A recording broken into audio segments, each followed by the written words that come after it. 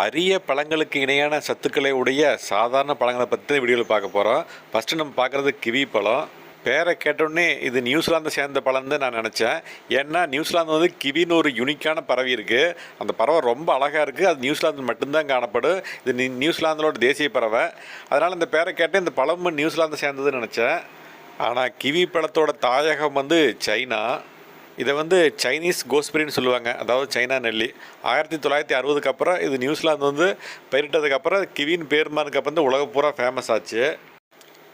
இதில் வந்து vitamin C சத்து நிறைய இருக்குன்னு சொல்லுவாங்க. ஆனால் இதை விட அதிகமான வைட்டமின் சி சத்து நம்ம ஊரில் கிடைக்கக்கூடிய சாதாரண கொய்யாக்காயிலே இருக்குது.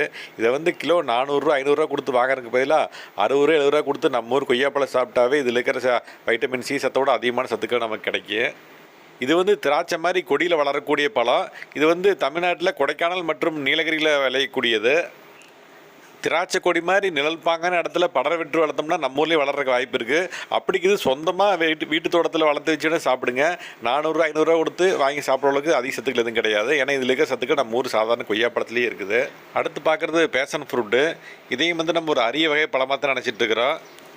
இதுவும் கிலோ 300 400 சேல்ஸ் பண்ணுறாங்க. இதுவும் திராட்சை செடி மாதிரியான செட்டப்பில் தான் வளரக்கூடியது. கொடைக்கானல் நீலகிரியில் வளர்த்திட்டு வர்றாங்க. கர்நாடகா கேரளாவில் வளருது. இதில் வந்து வைட்டமின் ஏ சத்து நிறையா இருக்குன்னு சொல்லுவாங்க. ஆனால் இதில் இருக்கிற சத்துக்களுக்கு இணையாக நம்ம ஊர் பப்பாளிலேயே வைட்டமின் ஏ சத்து இருக்குது. இந்த ஃபேஷன் ஃப்ரூட்டை வந்து கிலோ 300 கொடுத்து வாங்கி சாப்பிட்றதுக்கு பதிலாக கிலோ 30 கொடுத்து நம்ம ஊர் பப்பாளியே வாங்கி சாப்பிடலாம். அதுலேயும் இதே அளவான சத்துக்கள் தான் இருக்குது. மரங்களுக்கு நடுவில் நிழல் பாங்கான இடத்துல வச்சிங்கன்னா இந்த செடி நம்ம ஊரில் காய்க்கிறதுக்கு வாய்ப்பு இருக்குது. வீட்டு தோட்டம் வச்சுக்கிறவங்க வேணும் ட்ரை பண்ணி பாருங்கள். அடுத்து பார்க்குறது ட்ராகன் ஃப்ரூட்டு. இதை வந்து அரிய வகை பழம்னு சொல்ல முடியாது. இது வந்து வெப்பமண்டல பயிருங்கனால இப்போ எல்லா பக்கம் விளைய ஆரம்பிச்சிச்சு. தமிழ்நாட்டில் நிறையா பக்கம் பயிரிடுறாங்க. ஆனால் ஒரு காலத்தில் வந்து இதை வந்து கிலோ 200 300 சேல்ஸ் பண்ணிக்கிட்டு இருந்தாங்க. இப்போ வந்து விலை கொஞ்சம் குறைஞ்சி வந்திருக்குது. இதில் வந்து நீர்ச்சத்து அதிகம்னு சொல்லுவாங்க. ஆனால் இதில் இருக்கக்கூடிய நீர்ச்சத்தை விட அதிகமாக நீர்ச்சத்து நம்ம ஊர் தர்பூசணியே கிடைக்குது. கிலோ 20 30 வாங்கிக்கலாம். எளிதாக கிடைக்கிறதுனால தர்பூசணியோட அருமை வந்து தெரியறதில்ல. ட்ராகன் ஃப்ரூட்டை வீட்டு தோட்டத்தில் ஈஸியாக வளர்த்தலாம். இது வந்து வெப்பமண்டல பயிர், எல்லா பக்கம் வளரும். இதுதான் நாங்கள் வாங்கி வச்சுக்கிற ட்ராகன் ஃப்ரூட் செடி. இன்னும் எடுத்து தரையில் வைக்கல. ஆனால் காயில் நிலத்தை தளைஞ்சு வருது, அதிகம் தண்ணி விடுறதில்ல. வீட்டு தோட்டத்தில் வாங்கி வைங்க. ட்ராகன் ஃப்ரூட்டும் நல்லா காய்க்கும். ரெட்டு எல்லோ ஒயிட்டு 3 கலரில் இருக்குது. விருப்பப்பட்ட கலர் வாங்கி வைங்க. அடுத்து பார்க்க போகிறது அவகேடோ பழம். இது வந்து ஒரு குளிர் பிரதேசத்தில் விளையக்கூடிய பழம். தமிழ்நாட்டில் கொடைக்கானலில் வந்து விளைஞ்சிட்டு இருக்குது. இது ஒரு அரிய வகை பழத்தில் தான் இருக்குது. கிலோ 300 400 சேல்ஸ் பண்ணுறாங்க.